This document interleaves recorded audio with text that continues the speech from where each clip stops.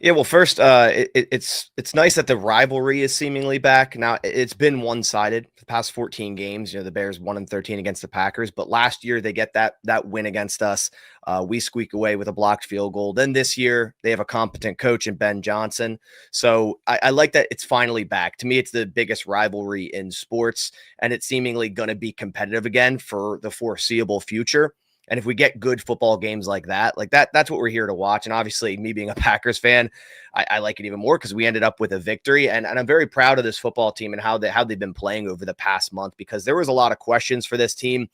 About month and a half ago, rumblings of should Matt LaFleur stay as our head coach? Jordan Love isn't good enough. There's injuries left and right, and how they've kind of bounced back and really created an identity. I think is going to carry them, hopefully far into the playoffs.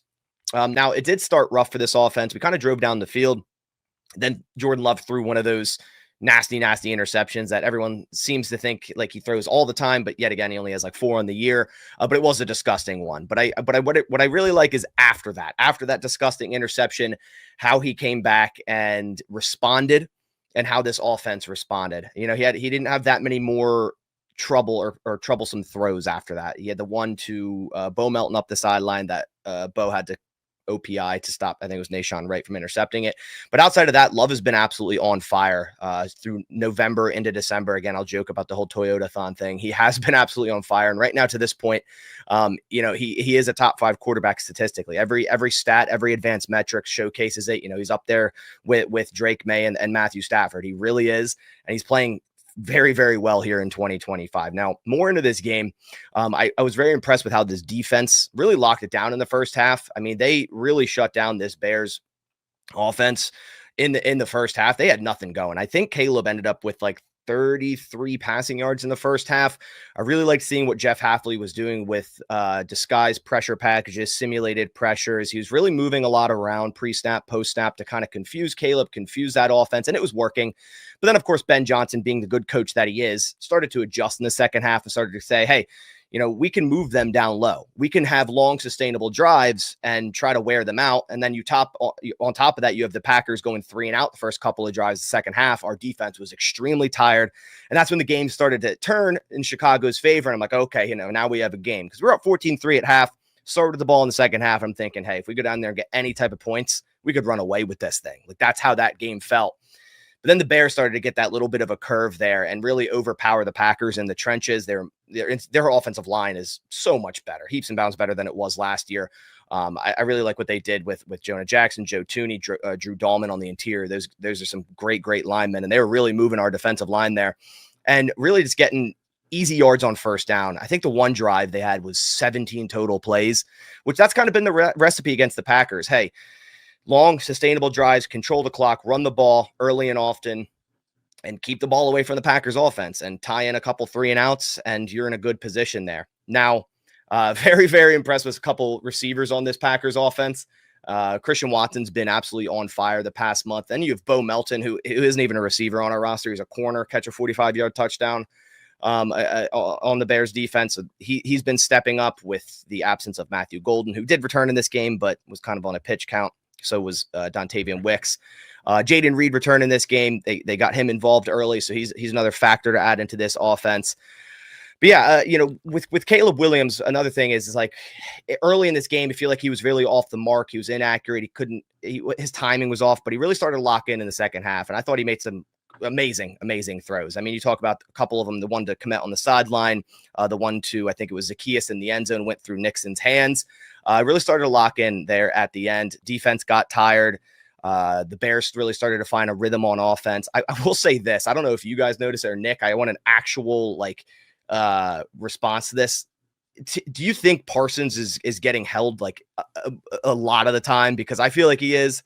I know Cowboys fans talked about this when he was on their team. Like, hey, now you guys are going to see it. He gets held almost every play and no one's calling it on him. I don't know. It seemed really bad in this game for Parsons. So I'm not really sure there. But to wrap things up, Keyshawn Nixon getting a crucial interception at the end there. Same play they ran against the Eagles, the dagger, that naked boot to the left. Caleb found Kmet against the Eagles. He was open, perfect throw. This time, Nixon was there to stop it. It was actually funny. It wasn't Nixon's man. Evan Williams was manned up on Kmet, and Nixon just so happened to switch with him and track that deep corner route. So great on this defense, coordinating well, communicating well, and getting it done in the end. And I'm excited for the next matchup in a couple weeks here, because I think it's going to be another great game. Sleeper does the freebie pick. And if that would have been the freebie pick, I mean, could you imagine? Hey, the free pick this week is Moore's going to have at least 1 receiving yard. That's all he's got to get, or a half a receiving yard. I'd be like, yeah, of course. And then he gets -4, and all of a sudden you lose on a free pick. I don't know what Sleeper would have done in that scenario, but what I will say is Sleeper is certainly still a sponsor right here on Roundtable Sports, and you can get your 100% deposit match of up to $100 using promo code RTS. And you can get your free $20 play without even making a deposit by using that same promo code. And I've already made the picks, did it backstage for Thursday Night Football. I'll keep this one quick. Baker Mayfield, all he needs is 1 passing yard and we win. I feel good about that one, although I would have felt great about a more 1 receiving yard as well. But, I digress. We got Bucky Irving more on the receiving yards. We've got Godwin, I'm fading him on the touchdowns. I don't think he gets in the end zone. And then Zane Gonzalez, I'm going to go with more on the 1.5 field goals. I just don't see the Falcons getting in the end zone. $10 down to win $47.50. You can tail us, you can fade us, but either way, use promo code RTS. Link is pinned to the top of the chat. Roundtable Sports Network is your one-stop shop for all things NFL, with daily live shows covering all 8 divisions in the league, hosted by the best content creators on the web, all on one network. Catch the AFC East live every Monday at 7 p.m. and on Wednesdays at 6 p.m. The AFC West Roundtable live Tuesdays at 6:30 p.m. The AFC North Roundtable live every Wednesday at 6 p.m. The AFC South Roundtable live Tuesdays at 7 p.m. The NFC East Roundtable live every Tuesday at 6 p.m.